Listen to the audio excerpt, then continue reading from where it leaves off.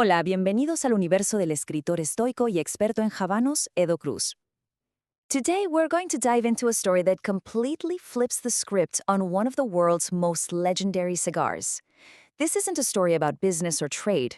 No, this is a story about a sacred trust, something hidden for 500 years right under the soil of Cuba. Our journey starts in a place called San Juan y Martinez. It's one of those spots in Cuba where time just, it seems to behave differently.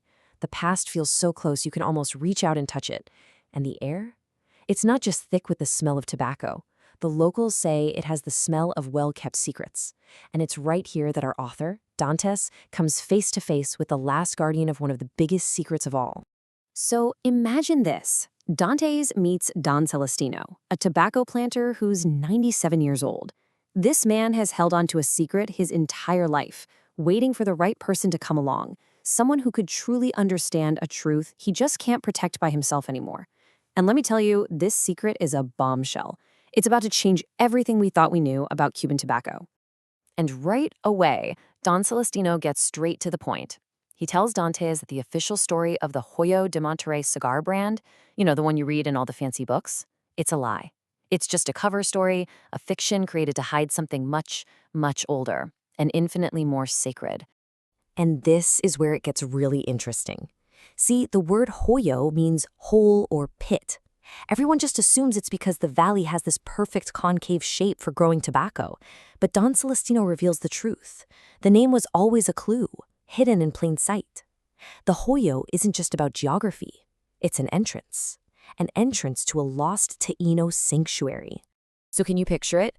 Dantes is then led on this incredible journey. It's like literally stepping back in time. He follows this old man through a hidden tunnel. And as he does, he's crossing a threshold, leaving our world behind and entering a secret space that's been protected, completely untouched, for centuries. As they go deeper into the earth, they find themselves in a cave, and the air, wow, it's cool, it's humid, basically the most perfect humidor you could ever imagine. But it's the walls that are the real shocker. They are covered, absolutely covered, in petroglyphs. And these aren't just random drawings. No, they tell a story. The story of the Taino people and their sacred relationship with what they called cohoba, tobacco, which they used to communicate with the gods. And it gets even crazier. Deeper inside, they uncover the real heart of the secret. The walls are carved with hundreds of little niches, and inside each one, packages of seeds. We're talking tobacco varieties that are extinct, that exist nowhere else on the planet. This isn't just a cave, it's a living seed bank. This is the true origin of Cuban tobacco, preserved from before Columbus ever set foot in the Americas. And right in the center, there's an altar of smoke, the very spot where Taino shamans would connect with the divine. So the big question is, right, how on earth did something this important stay hidden for over 500 years? Well, the answer is a secret pact, a sacred promise, an unbroken chain of guardians passing the torch from one generation to the next, protecting this place from everything. From conquest, from corporations, even from revolution. And this legacy of protection is just incredible. It all kicks off in 1865 with José Jenner, the guy who founded the brand. Then, get this, in 1947, they actually let one outsider in, the legendary Zino Davidoff, who kept the secret his whole life. When the Cuban Revolution hits in '59, the Guardians make sure the government never gets its hands on those ancestral seeds. And then, in 1992, they sent out a kind of smoke signal to the world. A tiny batch of cigars made from those ancient seeds scored a legendary, almost impossible 99-point rating. It was a message. So let's talk about that founder, José Jenner. If you look at the history books, he's painted as this ruthless, greedy businessman, a tyrant who would betray anyone for profit. But that whole persona, it was an act. A mask. The secret truth is that he was a dedicated guardian.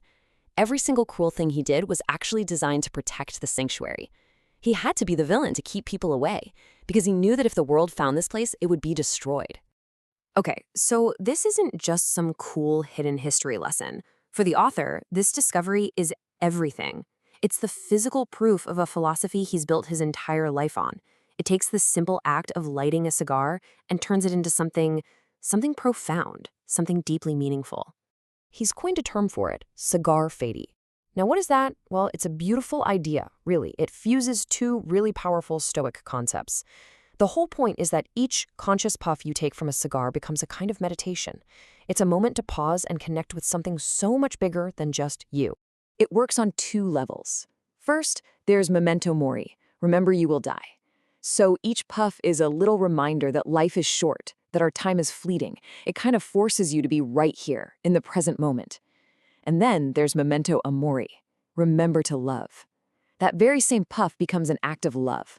Love for being alive, for your destiny, and for your connection to this ancient, incredible story that's literally in the palm of your hand. So, back to Don Celestino. He's getting older, his time is coming to an end. He knows the next generation of guardians will protect the physical cave, but what about its story? In our modern world, the story itself is in danger, and it needs a totally different kind of guardian. And that's where Dantes comes in. The torch is passed. Don Celestino names him the Guardian del Humo, the guardian of the smoke. His job isn't to stand watch at the cave entrance. No, his mission is to protect its spirit. And the only way to do that is to share its story with the world, but in a way that preserves its sacredness. So how do you even do that? It comes down to Don Celestino's last piece of wisdom. Fiction can protect what history cannot hide. Think about that. By weaving the truth into a novel, he can build this shield of reverence and respect around the sanctuary. He can get the story out there on his own terms before some satellite or ground-penetrating radar inevitably finds it. It's about protecting it from being turned into just another tourist trap. And so, this smoke continues. This story is now out there, in the world, waiting for us. This whole incredible tale really makes you think, doesn't it? It leaves you with this one big question. What other secret histories, what other secret trusts are hidden in the ordinary things all around us, just waiting for someone to be curious enough to listen?